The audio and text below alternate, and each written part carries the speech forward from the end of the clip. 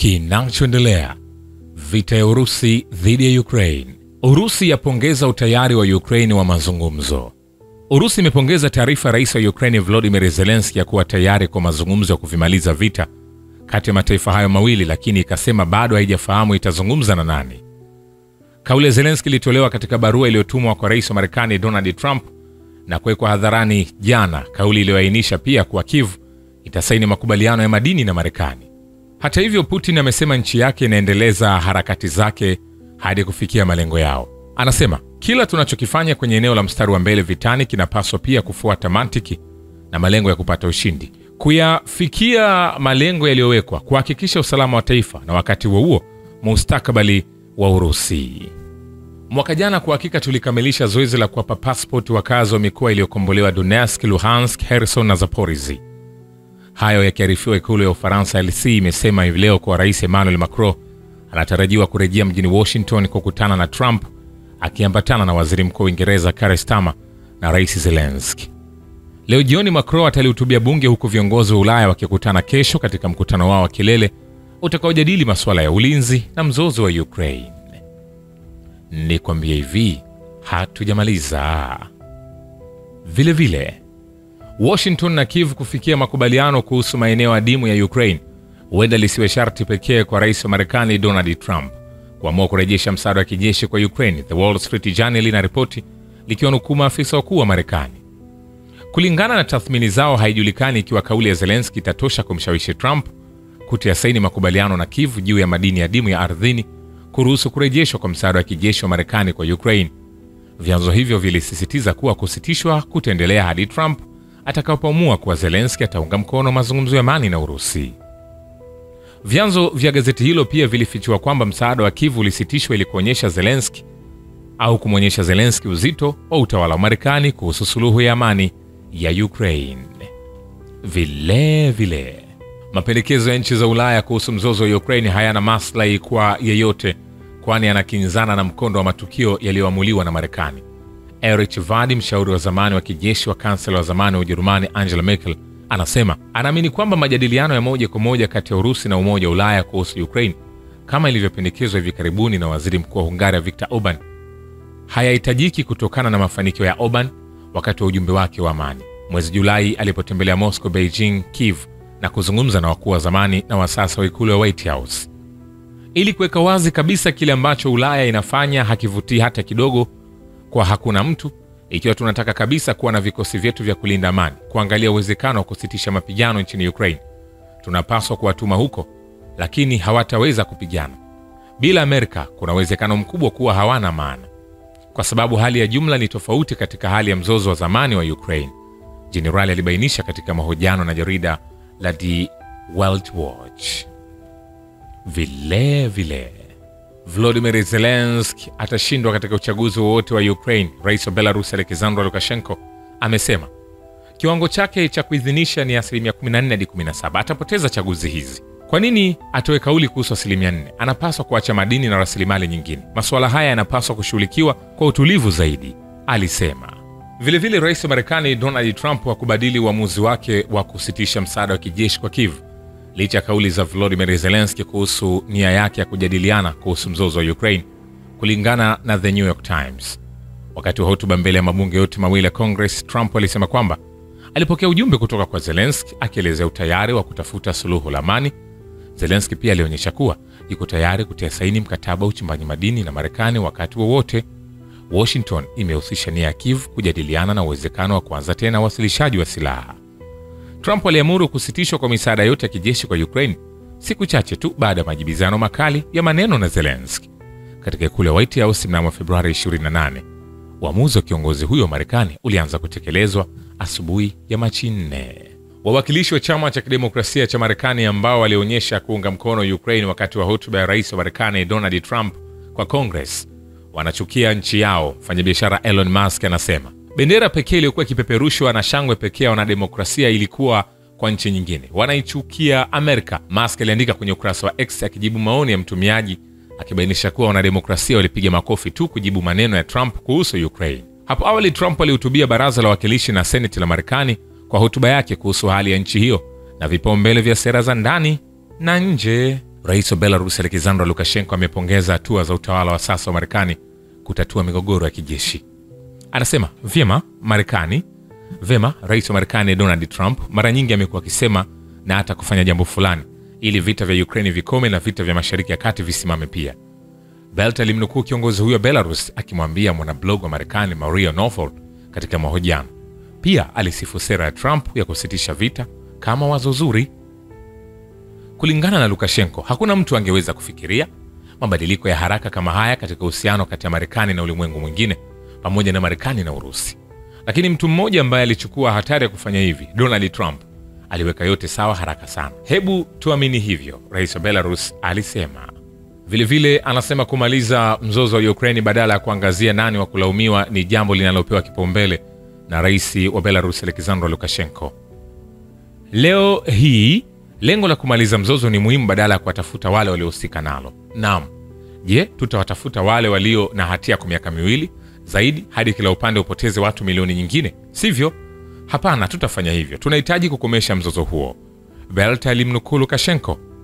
Sasa sisi sote na haswa nyinyi vyombo vya habari tumezama katika kutafuta sababu, kutafuta nani wa kulaumiwa kwa kuanzisha mgogoro huu. Na simama na misimamo mingine. Tutajua nani anahusika baadaye. Hakuna anayeweza kukwepa jukumu. Tutajadili kwa kina na kuelewa sababu za hili. Swala hili halipo kwenye ajenda leo, Lukashenko aliongeza. Hii ndio sababu, alisema, ni muhimu kuuzia mgogoro na hapa tuko upande mmoja wa Marekani. Lazima tufanye kila kitu kwa hili, rais alisema. Pia kiongozi huyo Belarus anasema Minsk iko tayari kuandaa mazungumzo kati ya viongozi wenzake wa Urusi na Marekani, Vladimir Putin na Donald Trump mtawalia na Volodymyr Zelensky. Tunahitaji kushawishi na kujadiliana na Zelensky pia, kwa sababu Zelensky anawakilisha idadi kubwa ya watu wa Ukraine. Kwa hivyo tunapaswa kujadiliana. Njoo tutakaa kwenye meza mazungumzo hapa na kufikia makubaliano kwa utulivu bila kelele yoyote. Kwa hivyo mwambie Trump kwamba ninatazamia kumpokea hapa na Putin na Zelensky, kulingana na mwanablog wa Marekani Maria Lukawowska alisema. Rais wa Belarus anaamini kuwa Trump ni rais huru zaidi kuliko mtangulizi wake Joe Biden. Anasema hata ikiwa ni makosa atafanya uamuzi. Biden hakufanya uamuzi mwenyewe, aliambiwa asipige simu na hakupiga simu. Aliambiwa amuite Putin dikteta na alimuita dikteta, Lukashenko alisema.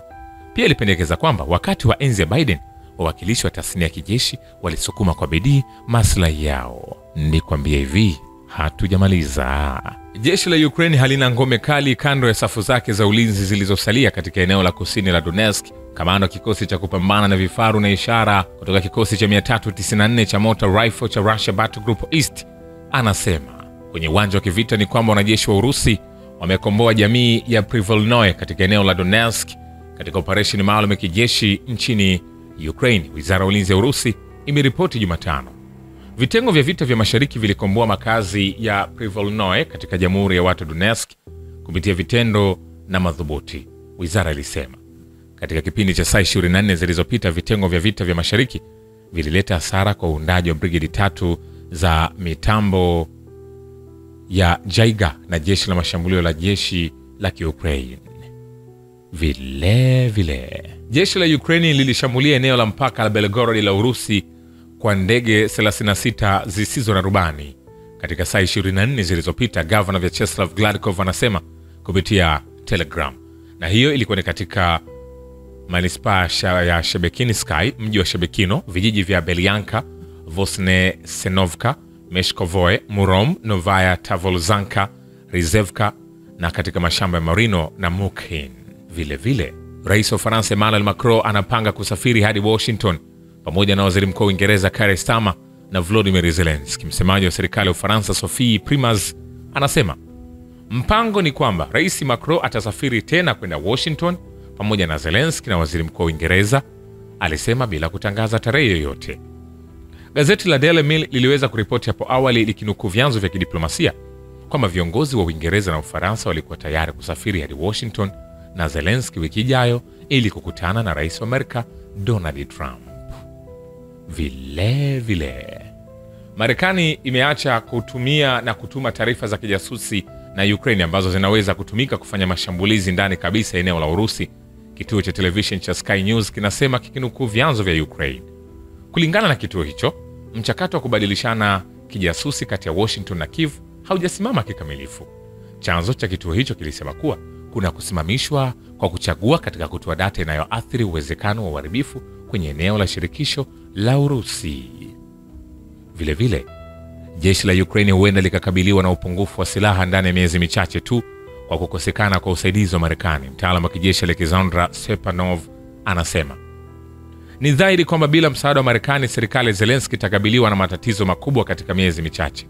Hifadhi ndogo ya risasi, vifaa vingine kutumika ni changamoto. Wakati huo washirika wa Ulaya wataweza kufidia kikamilifu hasara misaada ya Marekani. Kwa kuzingatia uhusiano wa karibu kati ya Elon Musk na utawala wa sasa wa Trump, uamuzi wa kuzima Starlink unaweza kuwa ujao. Vile uwezo wa Ujerumani wa kusambaza silaha kutoka kwenye hifadhi zake hadi Ukraine umefikia kikomo. Msemaji wa Wizara ya Ulinzi ya Ujerumani anawaambia waandishi wa habari, unajua kwamba tayari kumekuwa na usafirishaji kama huo kutoka kwenye akiba Bundeswehr hadi Ukraine, lakini kikomo cha asili kimefikiwa. Tunapozungumza juu ya kuimarisha uwezo wa kiulinzi wa Ulaya katika hali mpya iliyopo na kushirikiana na nchi zingine kupata nafasi zao nzuri, msemaji huyo alisema alipoulizwa juu ya uwezekano wa kukabidhiwa zaidi kwa Kiev silaha kama vile mfumo wa ulinzi wa makombora wa Patriot. Kuimarishwa kwa uwezo wa kiulinzi wa Ulaya kulingana na afisa huyo kunafanyika sambamba na utoaji wa msaada kwa Ukraine. Vile vile, kusitishwa kwa Marekani katika kushiriki kijasusi na Kiev kunaweza kuathiri vibaya uwezo wa kijeshi wa Ukraine kulenga vikosi vya Urusi. FT inanukuu maafisa wanaofahamu swala hilo. Wakati Marekani pia imewazuia rasmi washirika wake kushiriki taarifa za kijasusi za Marekani na Ukraine, maafisa wawili walisema kuwa wapokeaji walio na mali ndani ya nchi hiyo wanaweza kuendelea kusambaza taarifa za kijasusi kwa Kiev, lakini hilo halitatumika kwa ujasusi unaozingatia wakati na thamani ya juu kama vile inayohitajika kwa Ukraine kufanya maonyo sahihi juu ya kusogeza malengo ya Urusi. Uamuzi wa Marekani wa kupiga marufuku washirika wake kupitisha taarifa za kijasusi kwa Ukraine uliripotiwa kwa mara ya kwanza na Daily Mail. Nikwambie hivi, hatujamaliza. Kumbuka hizi ni taarifa ambazo zinaendelea kushika kasi kwenye vita vya Urusi dhidi ya Ukraine. Nachokifanya ni kuendelea kukusogezea hatua kwa hatua upate nafasi ya kufahamu kwa kina kile ambacho kinaendelea kushika hatamu. Shukrani kwa babu ya kivita na historia ya dunia. Mimi ni Richard Shio, The Rich Voice. Ni follow Instagram na TikTok kama Rich Voice Official. Asante.